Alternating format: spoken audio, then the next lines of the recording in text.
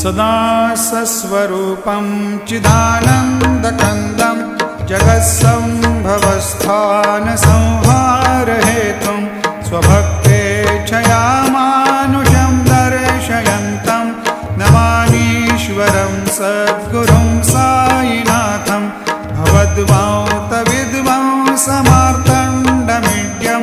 मनोवागतीतं मुनिर्ध्यानगम्यं